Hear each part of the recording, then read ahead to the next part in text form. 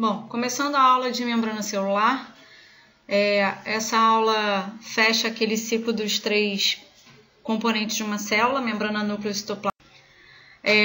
A membrana celular a gente pode chamar também de membrana citoplasmática, membrana plasmática ou plasmalema, tanto faz, depende do autor que estiver falando, escrevendo uma questão, um texto. Essa membrana está apresentada em todos os tipos de células, seja vegetal, animal, tanto faz, todas elas vão ter uma membrana celular, sendo que ela só consegue ser vista no microscópio eletrônico, né? Vista em detalhes, tá? Vai aparecer uma linha, mas isso no microscópio óptico, aquele que a gente costuma ver às vezes em escola, mas ver estrutura, né, partes específicas só no microscópio eletrônico. Quais são os componentes dessa membrana plasmática? Né? Ela tem uma camada fosfolipídica, né? Uma bicamada, são duas camadas de fósforos e lipídios, colesterol, que se movimenta entre essa bicamada, proteínas periféricas ficam apenas numa parte específica da membrana, né? De um lado só, proteínas integrais que atravessam a membrana e glicoproteínas e glicolipídios. Então aqui a gente tem o esquema de uma membrana. O que é essa bicamada, né? Tá vendo? Essa bolinha vermelha com esses dois braços para baixo, né? É a bicamada, é a camada fosfolipídica. Então aqui eu tenho fósforos e lipídios. E embaixo eu também tenho fósforos e lipídios. Por isso uma bicamada ou uma dupla camada, tá? Fosfolipídica. Aqui eu tenho as proteínas integrais que atravessam a membrana toda. E aqui as membranas periféricas que ficam apenas em uma das extremidades. Tá? Além disso, temos glicoproteínas, entre outros participantes. Algumas características da membrana plasmática. Ela tem uma permeabilidade seletiva, quer dizer, ela seleciona o que entra e o que sai, em que momentos isso vai acontecer. Tem uma baixa tensão superficial, né? Tem a ver com a parte externa, principalmente. Isso é uma característica bem física dessa célula, dessa membrana. Alta resistência elétrica por conta dos fosfolipídios, por serem maus condutores de eletricidade. Alta resistência mecânica, choque mecânico mesmo, por conta da plasticidade. Regeneração, alguns tipos de membranas conseguem se regenerar, se elas tiverem algum tipo de serem afetadas de alguma forma e terem algum processo de dano, ela consegue se regenerar. E elasticidade, né? Essa capacidade de ser mais elástica, de ter mobilidade por conta dos fosfolipídios e do colesterol. Bom, a membrana plasmática, ela passa por alguns tipos de transporte. Como assim? A gente falou de três partes específicas da célula, né? Quando a gente falava de citoplasma, o importante ali era falar das organelas. Quando a gente falou de núcleo, o importante foi falar dos cromossomos, dos genes e da divisão celular. E da membrana, o importante é falar do transporte através de membrana. Como as estruturas, moléculas, substâncias são transportados de dentro para fora ou de fora para dentro de uma célula, tá? Então, esse transporte ele pode ser passivo ou ativo. O transporte passivo é o transporte que não tem gasto de energia para a célula, tá? Então, ela não gasta energia, não gasta ATP. Então, é um transporte mais simples, tá? Transporta pequenas substâncias e estruturas, então é muito simples, e a gente costuma dizer que ela acontece a favor de um gradiente de concentração, tá? Significa dizer que o movimento acontece de uma maneira fácil, tá? Sem esse gasto de energia. Então, as substâncias se locomovem com facilidade, tá? Então, existem três tipos de transporte passivo: a difusão simples, a difusão facilitada e a osmose. Vamos começar pela difusão simples.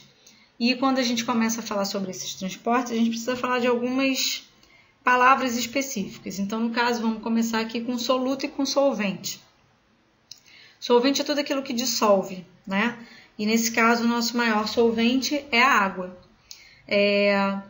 Como a gente está falando de um processo celular, fisiológico, não tem como usar outro tipo de solvente, né, dentro do nosso corpo do que a água. E os solutos são as partículas sólidas que vão estar sendo dissolvidas pela água, então é uma partícula sólida. É muito comum nas questões de prova, de vestibular, a gente usar como exemplo de soluto cloreto de sódio, que é sal, tá? Bem comum. Então, na difusão simples, vocês veem aqui pela própria setinha aqui dizendo, é o transporte de soluto de um meio mais concentrado para um meio menos concentrado, tá? O meio mais concentrado, a gente diz que ele é hipertônico. Hiper, prefixo hiper, de muito, tá? Então, é a passagem de soluto de um meio muito concentrado para um meio pouco concentrado. O objetivo é tornar essas concentrações iguais ou isotônicas, tá? Iso é igual.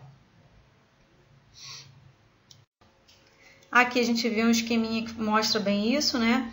Então, a gente tem aqui uma membrana, essa linha tracejada aqui está representando uma membrana que é permeável, quer dizer que permite passagem.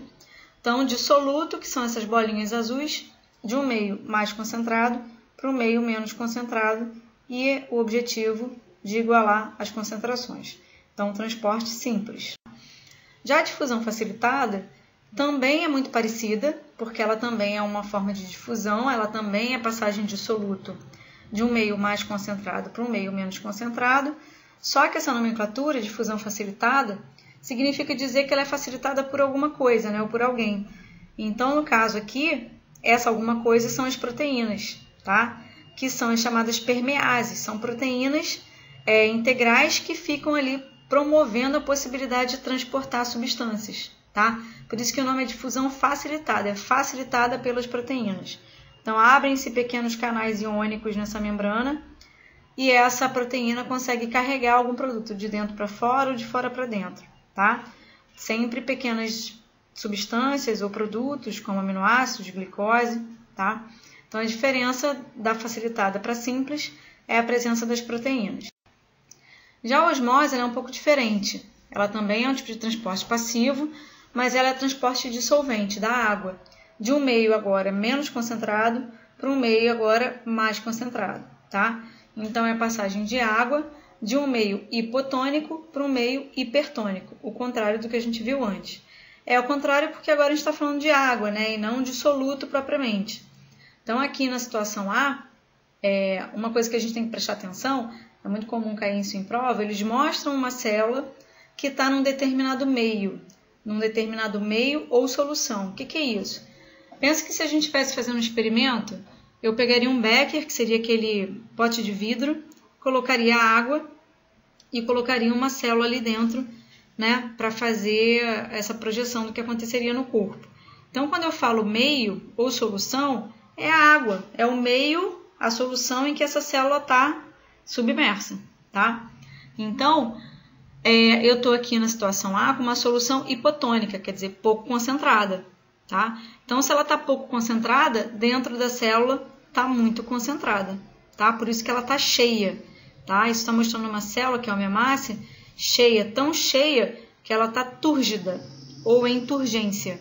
Então, ela fica inchada, tá? Quando uma célula fica cheia, inchada, muito concentrada, ela fica túrgida. Então, com isso, eu tenho a passagem de água de um meio pouco concentrado, que é o lado de fora, né, que é a solução, é o meio que está menos concentrado, hipotônico, para dentro é só seguir essa setinha vermelha e vai entrar para dentro da célula. Tempos depois, óbvio, ela vai precisar sair.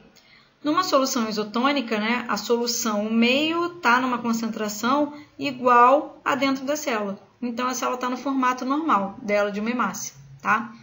Já em C, eu tenho uma solução hipertônica. A solução, a parte que está em azul, ela está hipertônica, muito concentrada. E a célula está pouco concentrada.